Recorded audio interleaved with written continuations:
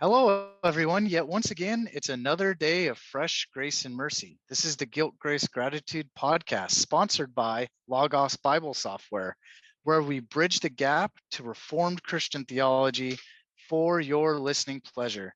Today, we're doing a book club episode, and we're going to be talking a lot about C.S. Lewis. And Dr. Harry Lee Poe helped us with this conversation. He wrote 3 volumes, all published by Crossway. We're going to talk about. The first volume is Becoming C.S. Lewis. If you guys are on YouTube, you'll see each book that I pull up here. Volume 1, Becoming C.S. Lewis, a biography of young Jack Lewis, 1898 to 1918. So C.S. Lewis was born in 1898. The second volume that Dr. Poe wrote, The Making of C.S. Lewis, From Atheist to Apologist. So many of you guys know he was formerly an atheist, and he turned to Christ and became a great defender of the Christian faith. This book date range 1918 to 1945. And then the third volume, published by Crossway, is The Completion of C.S. Lewis, From War to Joy, 1945 to his death in 1963. So we're going to be talking about this topic, these 3 books, and just more about C.S. Lewis here in a moment with Dr. Harry Lee Poe. And before we jump in, go ahead and click that Crossway link in our show notes.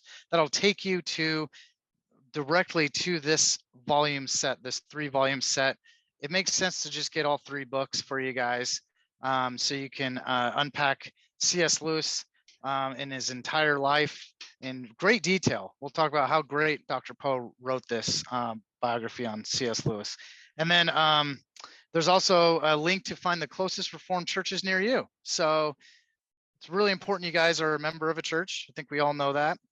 And we worship God the way we are prescribed to do so, which is to be known and to be a member of a church and locally and in person worship him. So if you're not a part of a confessional or Reformed church already, please do yourself a favor. Find one. If you want to refer someone else to one and you want to find one in their area, type their zip code in, whatever you guys need to do to use that resource of that link. You can also contact Peter or myself to just communicate, whether it's questions or just say, thanks, I love your show, or here's some questions that I would love to have answered on the show, or anything like that, maybe constructive feedback if you're willing. But Twitter and Instagram are most likely social media platforms you'll see us on. That we're pretty active daily on those. They're both the same handle, at guiltgracepod. And then if you email us, it's guiltgracepod@gmail.com. And then on YouTube, I mentioned we have a YouTube presence now. These conversations are automatically recorded through video. So we just throw the videos up there onto YouTube. You hit subscribe. You can see these conversations as they take place. So other than that, there's also information about how to become a bridge builder. So I mentioned in the beginning of the show, we're sponsored by Logos Bible Software. So thank you for being our main sponsor, Logos Bible Software. We have other sponsors out there that are bridge builders.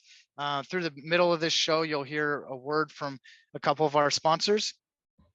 And then also, if you are an individual person and you would like to donate a little bit of money to us to keep our show going forward and increase our bandwidth and doing good things to getting content out there, go ahead and see the rankings of different bridge builder giving opportunities for us. So I will let Peter further introduce Dr. Harry Lee Poe. Yeah, we got Dr. Harry Lee Poe, who serves the Charles Colson Professor of Faith and Culture at Union University, where he has taught a course on C.S. Lewis for over 20 years, author of 20 books, including The Inklings of Oxford and C.S. Lewis Remembered, as well as numerous articles on Lewis and the Inklings. He also hosts the annual Inklings Weekend. You guys will learn what on earth is an Inkling. You'll learn about that in this as well. In Montreat, North Carolina. I almost said Montreal, but Montreat, North Carolina. and is a regular speaker on Lewis, which makes sense, at universities and other venues worldwide. But it is a pleasure having you on the show, Dr. Poe. Well, thank you. It's good to be with y'all. Thanks for inviting me. Absolutely. Yeah. And I should say, I know that many of your listeners will be Presbyterian, and they will want you to know that that place in North Carolina is Montreat. Montreat. Montreat is the old Presbyterian Conference Center high in the Appalachian Mountains near Asheville. We have a bunch of Southeastern listeners, so probably right when I said that, they're like, "It's not Montreat, it's Montreat." So they're probably thanking you for saving my butt. Yeah, it's where Billy Graham lived. Okay, gotcha. Cool. Yeah. So before we start kind of digging into some of this stuff, maybe tell us a little bit about yourself, your background, your current work, and we'll ask some questions after this, but we'll just start off on your background, who you are and what you do. Okay. I teach at Union University in Jackson, Tennessee, where I've held the Charles Colson Chair of Faith and Culture for the last 22 years. Before that, I taught at Southern Baptist Theological Seminary in Louisville, and for a few years at Bethel Seminary in St. Paul, Minnesota. I was associate dean there. At Southern, I was associate vice president for academic programs, taught courses in evangelism, and then before I began teaching, I was a pastor in Simpsonville, Kentucky. And while I was in seminary, I was a prison chaplain at nearby LaGrange Prison near Louisville. Originally from South Carolina, from Greenville. I had planned to be a professional politician. In fact, I was a professional politician, had been involved in politics for a number of years. And the Lord called me out of that into his ministry, and with a pretty strong word that the problems of the United States are not going to be solved politically. They're only going to be solved spiritually, and you cannot use political means to solve spiritual problems. So amen. Yeah, that's been my my guiding impulse throughout my ministry. Love it. Yeah, that's good. That's good. So what began your interest in the person of C.S. Lewis? And in summary, just to get people up to speed, if for some reason you've been living under a rock your whole life and you don't know who C.S. Lewis is, please just catch everyone up: birth, development, career in brief, and then what is his importance to the modern day Christianity? Okay, that's a big question, but I think I can answer it quickly. When I was doing my doctoral work, I did my dissertation on the English Puritans. Yeah. The from 1558 to 1688, the Puritans and their successors, the dissenters. Yep. And I did some of my work at Oxford at Regent's Park College. And until then, I didn't really know much about C.S. Lewis. I'd not read him. Someone had loaned me Mere Christianity. Yep. And then just before I went to Oxford, I spent a week and read all 7 of the Chronicles of Narnia, those children's stories that he wrote. So that was my introduction to him, just out of curiosity. A fire hose right to the face of C.S. Lewis. But then when I was there, I got interested in him simply because it was his town. So I saw the places associated with him and made those connections. But my interest swelled when I realized what he had done, what he was involved with. And I was concerned that the methodologies for evangelism that Christians had been using for the previous 150 years were no longer effective. That in fact we were relying upon methods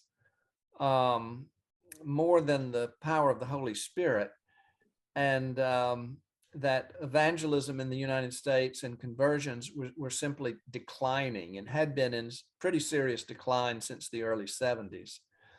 And I saw Lewis as someone who who was successful in reading the culture and communicating to the culture. Yep. And he realized that the power of stories could be an effective tool in pre-evangelism and evangelism. He and his friend J.R.R. Tolkien both had that conviction. Tolkien wrote an important essay on the subject, on stories, on fairy tales, and fair stories, and Lewis one on stories, but they were dealing with that same thing. And so I became interested in how do we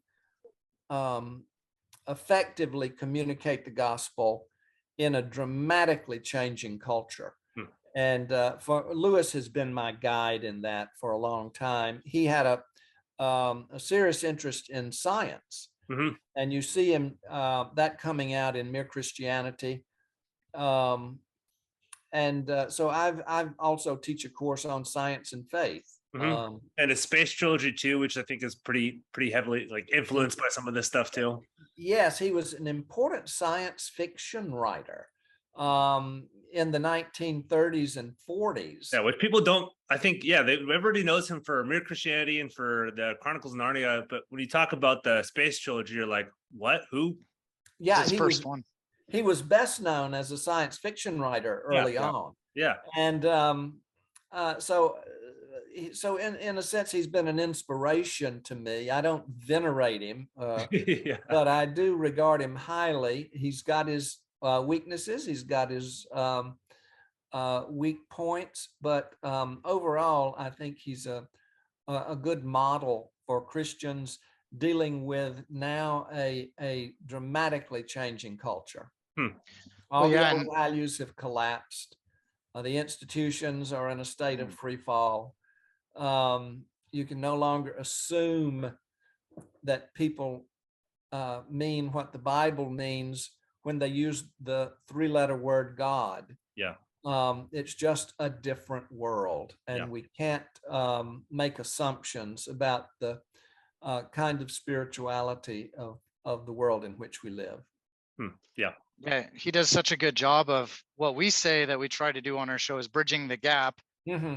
So he takes heavy. He was guilt, grace, gratitude before guilt, grace, gratitude existed.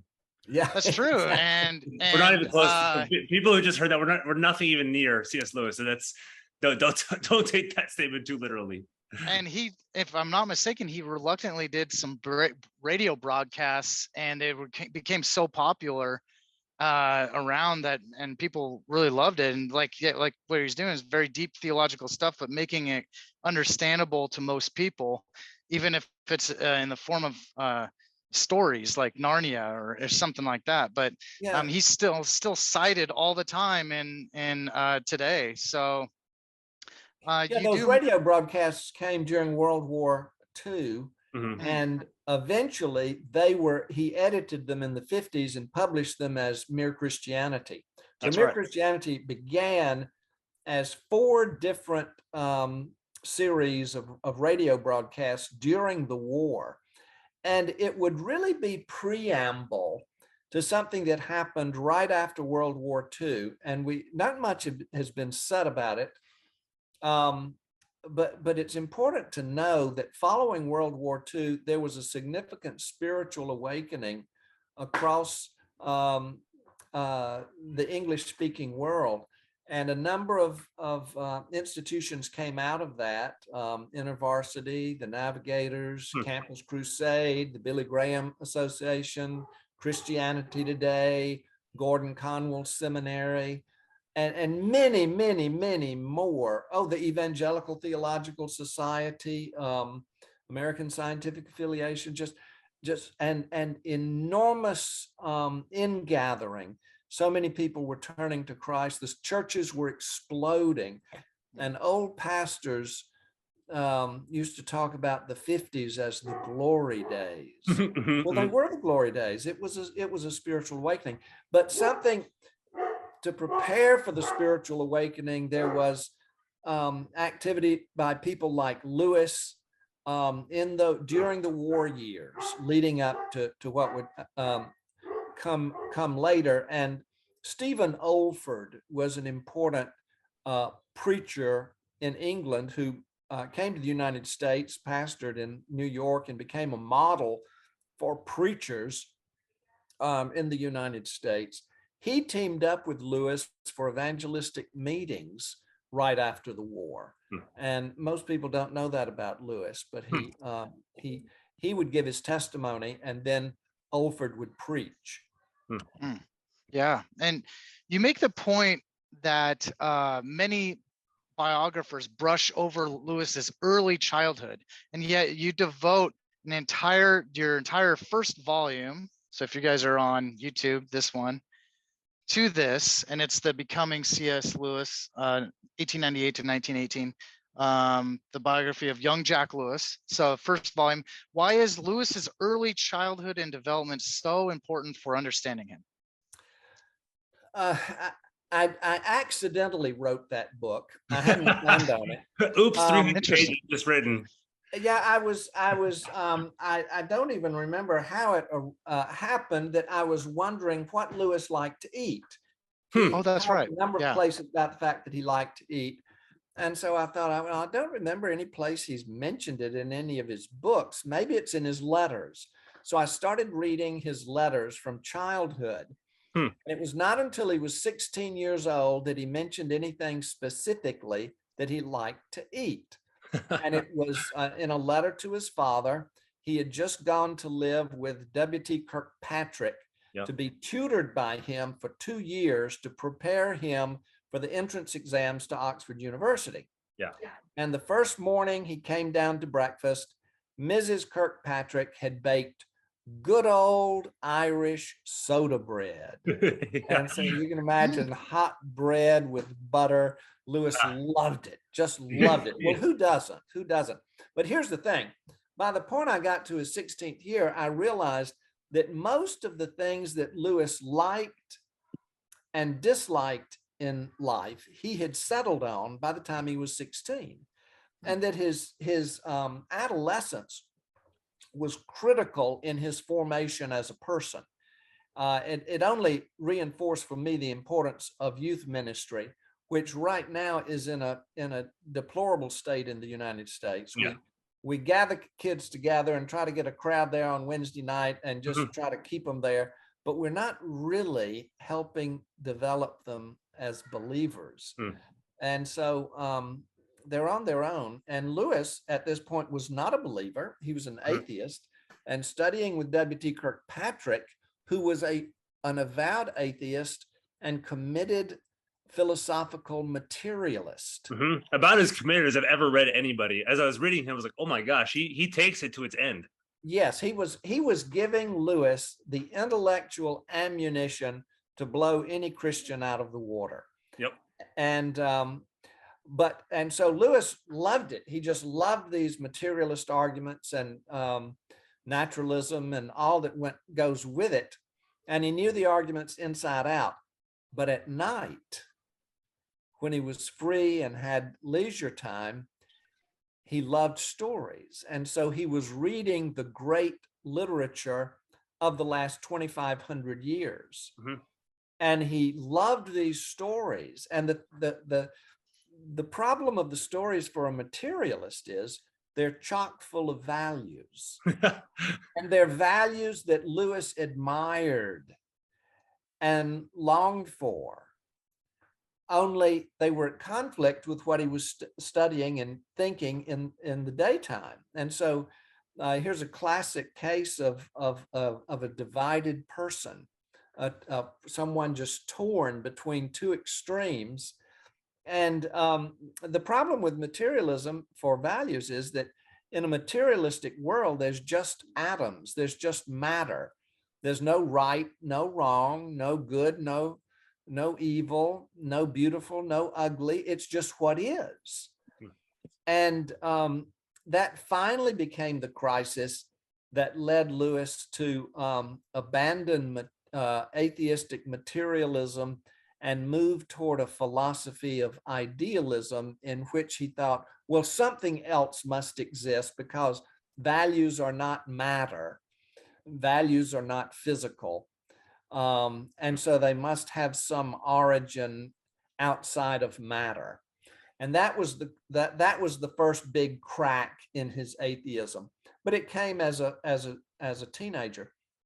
The other thing that happened, as often is the case, teenagers have a teacher that they love and admire and emulate, and so they want to do what this teacher did. So Kirkpatrick was big on philosophy, so Lewis decided he would be a philosopher. So he went to Oxford and studied. Then it was the approach to philosophy was through the Greeks. So he mastered in what we would call classics today, Greek language, Greek literature, Greek philosophy. And so all of that came from his teenage years. He did very well, but he couldn't get a job. And so he finally decided he would hang around Oxford one more year and do a second degree in English literature. Now, how in the world do you do? Yeah, which I heard, which you said is like impossible at this time. A college degree in 1 year, even if you are smart. Yeah, if you're brilliant, it's still impossible. And the reason he could do it is because he'd already done all the reading. In the evenings, he had read over 200 books in that time that he was with W.T. Kirkpatrick. So he'd read all the books associated with the study of English literature and was able to do it. So that was critical for his growing up. The third reason these years are very important is he fell in love with a particular kind of story. And it's the story of the journey to the world's end, in which you beat the unbeatable foe, you dream the impossible dream, you go where the brave dare not go, you march into hell for a heavenly cause. It's that, I don't know if y'all know this song from the musical The Man of La Mancha, but that's exactly what Don Quixote was. He was romantically looking back at the medieval period when this kind of story was told. And it's the story of the quest for the Holy Grail that we find in Malory. It's the story of the Fairy Queen in Spenser, about 1595, something like that. But he had come to it from reading William Morris, 19th century English writer and designer of wallpaper and artist and manufacturer of tiles to put around your fireplace. I mean, he was doing all sorts of things. But Lewis fell in love with this story. Then he read it in a more modern version from George MacDonald in his story Phantastes. And it's essentially an allegorical version of the Christian life. To go to the end of the world for the pearl of great price, to give up everything to achieve that which you find at the end. In his stories, Lewis would incorporate this plot of going there and back again. You go to the end of the world and you come back a changed person. There and back again is his story of his own conversion, The Pilgrim's Regress. But then it's the plot for all of his science fiction stories, where his hero goes somewhere and does something and is changed in the process. It's the story of all of 7 Chronicles of Narnia. And it was critical in his own conversion. So those teenage years really laid out the path on which Lewis's life emerged. Yeah, and before Peter jumps in, his relationship to his mother, he was very close to, and when she passed away, it was really hard on him, right? Yeah. As you might imagine, he was. For sure. Yeah, ready to be hard. Yeah, would be very hard. Yeah, and so he understood the problem of suffering. Yeah. If there's a good, all-powerful, loving God, then why did my mother die of cancer? And so it's not just a theoretical, philosophical question. For him, it was real. And for many people, it's a real personal question. Yeah. And as we bridge from kind of his childhood into his teenage and college years and a little bit beyond that, and you've already kind of touched on some of this stuff too. So his second volume is covers Lewis's time at Oxford and the years following. And like you said, his reading had always been prodigious. He's just kind of he's a reading guy, and he writes because he reads a lot, as well as his early training. So how did his reading shape him, not just for kind of college, but kind of beyond college too, as a professor, as a writer, all these things in his early work? Well, it was that literature that he fell in love with that then became his career. He did get his English degree in 1 year and was offered a job teaching at Magdalen College in 1925. Oxford University, by the way, is made up of a number of small freestanding colleges, each with their own faculty. And corporately, they give a big exam in which someone is tested to determine whether or not they'll get a degree. In the United States, education depends upon lectures and going to class. In Oxford, the educational program is based on visiting your tutor, your teacher, once a week for 1 hour, in which you read to them a paper that's been assigned. So you have a term paper every week for an 8-week term. So it's a short term, and face-to-face, you only have 8 hours of contact with your professor in the course of a semester, and only one class. And it's just really different from the American approach. But Lewis was one of these tutors, and the students would come and sit in his office, his rooms. And an Oxford professor in the older colleges has not just one office, but a collection of rooms, an apartment. And Lewis had 3 rooms, and this dated from the old days when all of the Oxford faculty were priests, so none of them were married, and they all lived in those rooms and ate their meals together. So it's an entirely different kind of an understanding. So so there he was in Oxford, teaching the literature that he loved as a teenager.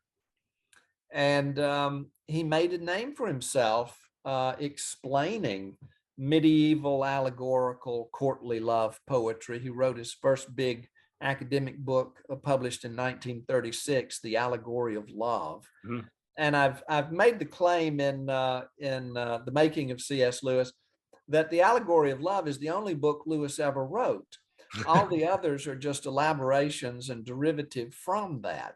But in the course of The Allegory of Love, most of the big ideas that Lewis would explore from 1936 until he died in 1963 can be found in basic form in The Allegory of Love. Sometimes a paragraph, sometimes 2 or 3 sentences, but these big ideas. For instance, his book, The Four Loves, which he published in 1960. You'll find that in his last chapter in The Allegory of Love. And this discussion of the person who goes to the end of the world.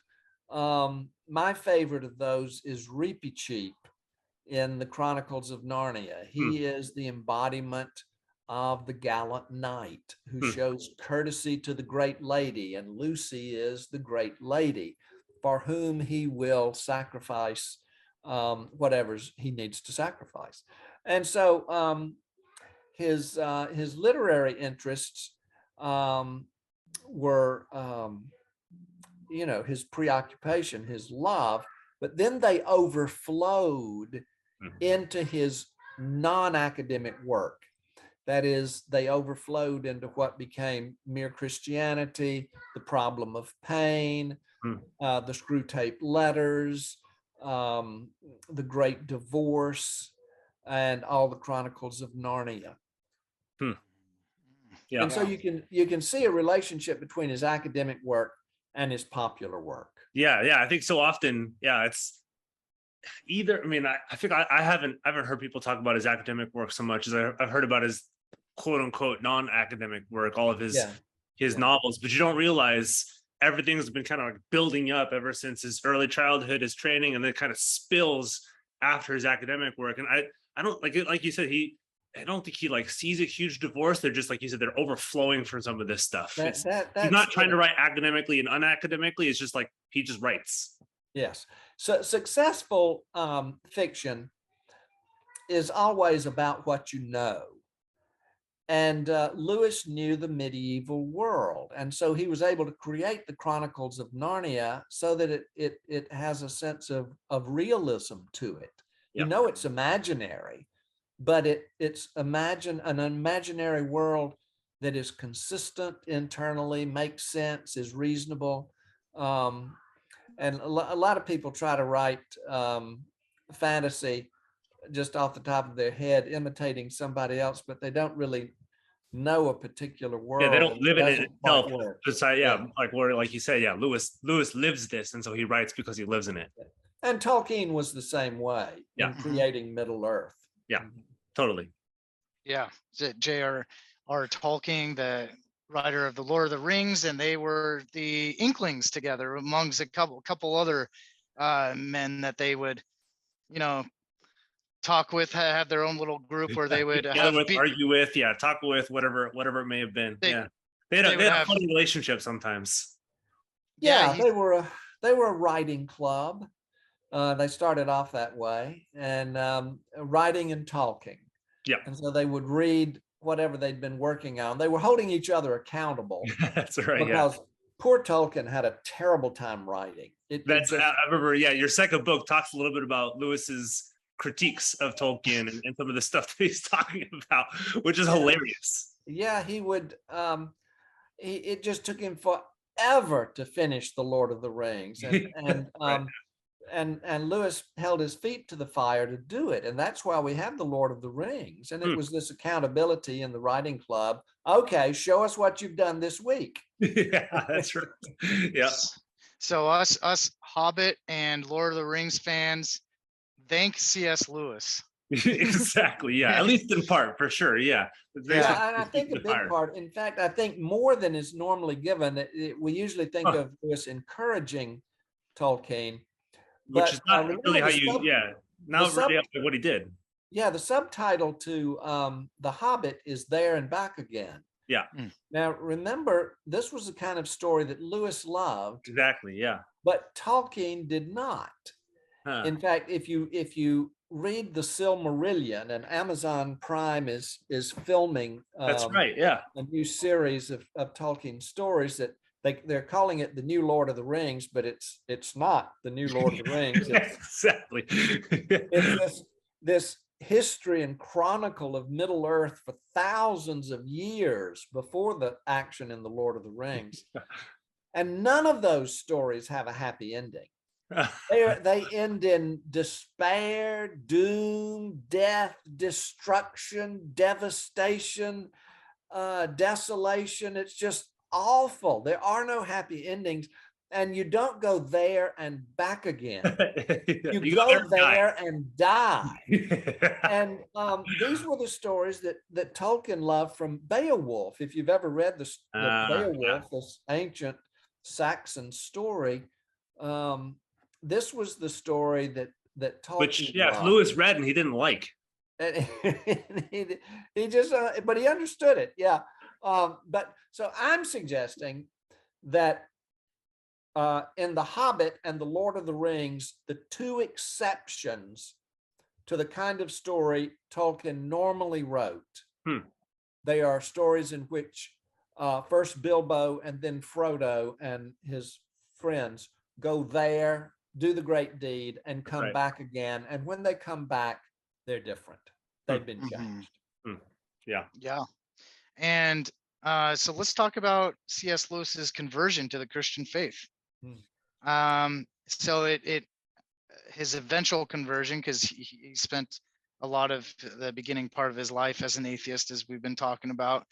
And there's a quote from your book that his reading, especially in fiction, created a tension with his formal training in materialist philosophy and classic literature.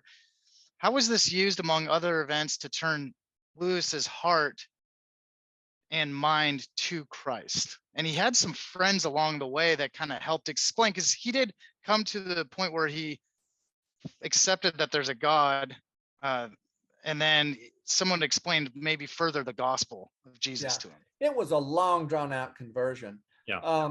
At the end of World War I, 1918, he had come to the point that there was a crack in his materialism, as I said earlier. These stories that portrayed these values. He said everything that he loved and admired, he thought it was imaginary.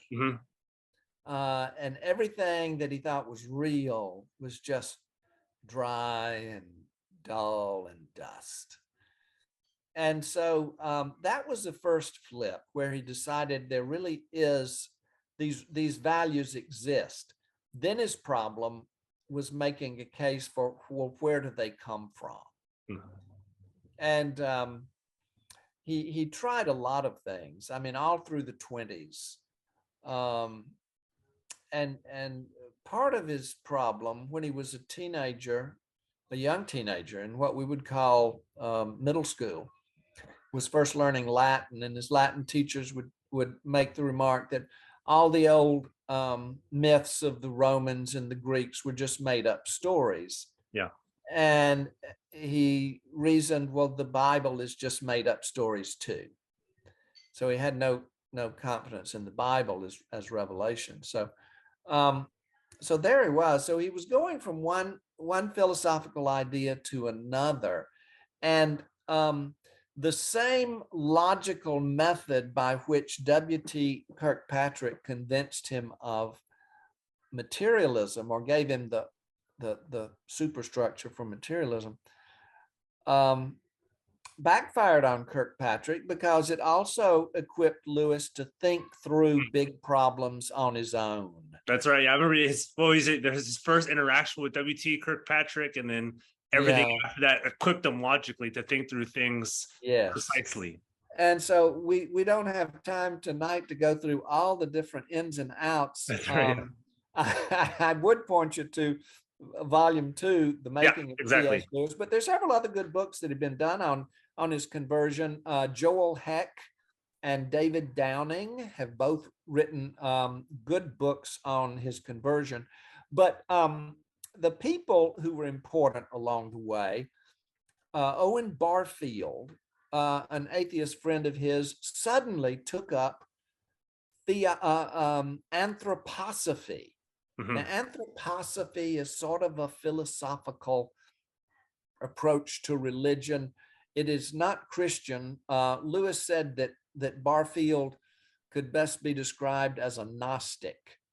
And Barfield himself said that he didn't hold the Bible as authoritative, that it's one of many testimonies to truth, and that his inclination was to agree more with all of the heretics of the last 2,000 years than with the teachers.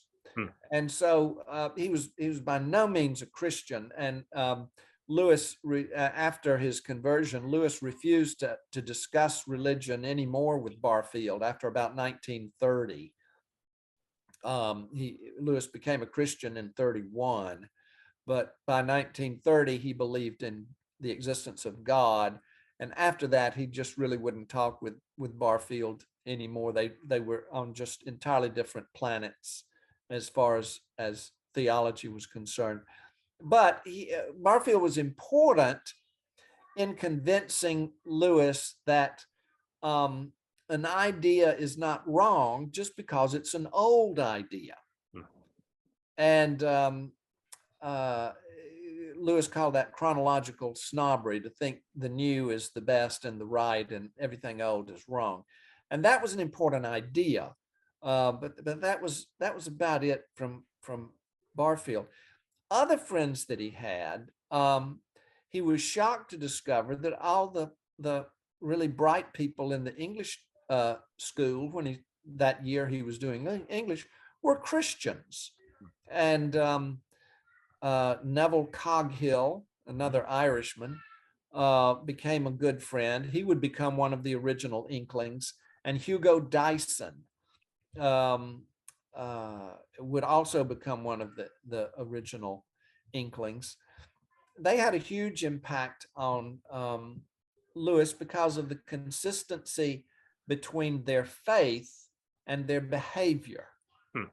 And Lewis saw in Neville Coghill someone who was actually living the kind of values that Lewis loved from the literature. He thought those characters were purely fiction, that no one actually lived like that, but Neville Coghill did.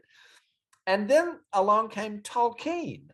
The same year Lewis got his teaching post, Tolkien came back to Oxford to teach as professor of Anglo-Saxon. So he would teach the Old English course and Beowulf and all the old sagas.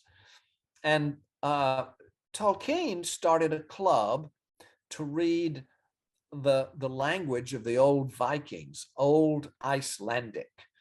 And if you can imagine doing that for fun, one night a week, sitting around the fire. Yeah, I'm learning sure old some people like Icelandic. it.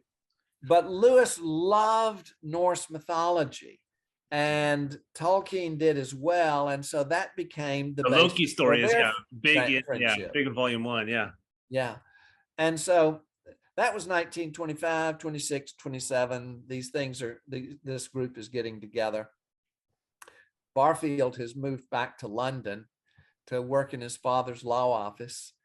And Lewis finally decides, yes, there's a God. You know, it's just a dreadful thing to come to, but oh well. It happened about the last week of January 1930. And it would be another year and 9 months before he became a Christian. He was thinking about it all along. Once he believed in God, he thought, oh no, now I have to take Jesus seriously, only I don't quite figure Jesus out. Why would God come into the world? What's that all about? What is the cross about? And the resurrection. And Tolkien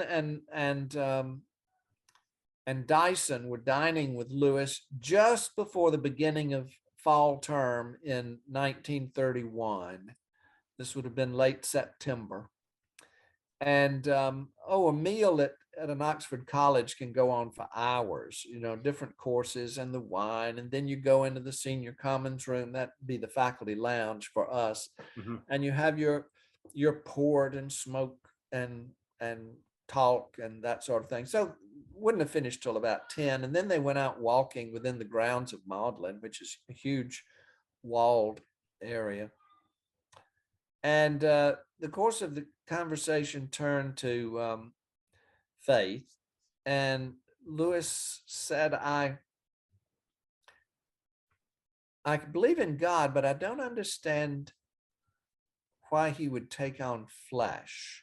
It sounds like just that same old dying and rising God mythology that you find all over the world in different cultures, different times.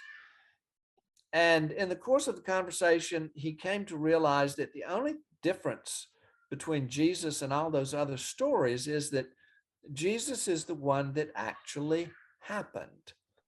All the others happened once upon a time, but Jesus was born the year that Caesar Augustus decreed that all the world should be taxed, and this taxing first took place when Quirinius was governor of Syria.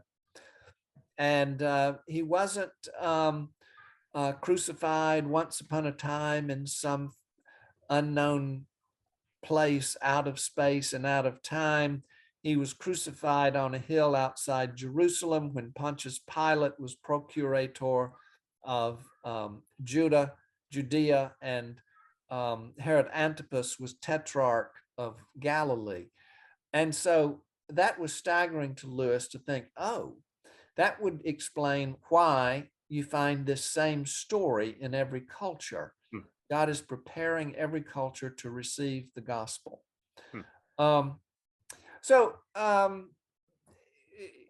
It's a lot more complicated than that, but I've tried to give some attention to it. Lewis wrote about it in his spiritual autobiography, or his testimony, really, Surprised by Joy. And I would point your listeners to those two.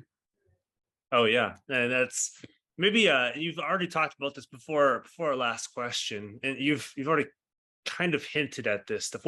What material did you use for this biography of C.S. Lewis? Because it's not, you talk about it, it's not generally speaking what other biographers use of C.S. Lewis. Maybe kind of key in our listeners to what you use, what your research process looked like that may be different than what other biographers used. Well, it is a little bit different. The earlier biographies, going back to Lewis's brother Warney, who did a little memoir, and Roger Lancelin Green, who did a little slim volume for The Bodily Head, Lewis's publisher, when Lewis was still alive, 1963. That was the year he died. Then Green and Walter Hooper wrote the first full biography in the early 1970s. Mm-hmm. Then a fine biography was written about 1988 by George Sayer, who was one of Lewis's students. Mm-hmm. What they all have in common is they were all memoirs. These were all people who knew Lewis, and they were sort of building off of one another. Mm-hmm. And so it was a tradition of the way you tell the story, sort of like the Synoptic Gospels. They're telling the same stories with a slightly different point of view. Yep. A.N. Wilson built on that tradition in 1990 with his biography, but his was a bit controversial. He added some apocryphal stories that have been challenged in terms of their reliability. Alistair McGrath wrote a fine biography in 2013, which was the 50th anniversary of the death of Lewis.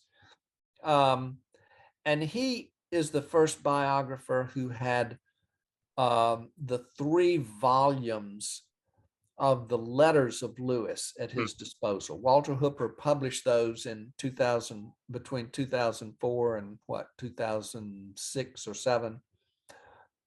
Each volume is over 1,000 pages. So it's a massive number of letters. And so McGrath is the first one who really noticed that Lewis was confused about the date of his own conversion to belief in God. Mm-hmm. He was remembering it as 1929, but in the letters that Lewis wrote when it actually happened, it was, as it turned out, 1930. But anyway, so that was important. And my biography is more like McGrath's. I did not build off of the earlier biographies. I just went to the letters and started there, and Lewis's diaries and the diaries of Lewis's brother Warney. He kept diaries for decades. And then the letters that Jack Lewis's father wrote. So I was relying primarily on documents from the actual time in which the episodes took place. So primary letters and diaries. Gotcha. Yeah. Cool. So last question as we wrap this up, kind of looking towards what most people are familiar with, kind of his more famous works. So how did, now that we kind of built up and we're trying to base this interview, this conversation, kind of how you wrote the books. So how does his early life and development, described in your first 2 volumes, influence and bring to us his famous work? You've dipped into this a little bit. Yeah. What's so unique about Lewis's contributions to both fiction and non-fiction worlds? And maybe if you can describe to us, what are these, and kind of the relationship to how Lewis wrote them? Yeah. Well, as I suggested, his teenage years, boyhood and teenage years, really set the track for how his conversion would take place, and then how his career would develop. Mm-hmm. Those things that he loved in childhood or his teenage years, long walks, and literature, and certain music, and the things he hated politics. He hated math. Yeah, that's right. He was not sure if he was going to pass that at Oxford. Yeah. And but anyway, those stories then influenced the way he would write his own stories. And so the way he would write his own stories was building off of the world of medievalism that we find in the Chronicles of Narnia, and that aspect that he loved most, the story of there and back again, in which a person is changed. So it sounds like if we don't, and like you talked about in your book, if we don't dive into his earlier development, see how he developed, see what he read, so he talked to, and there's so much more we didn't cover in this that you talk about in your books. We may not fully understand the world that he's living in, the world he's presenting to us in some of his works. Is that right?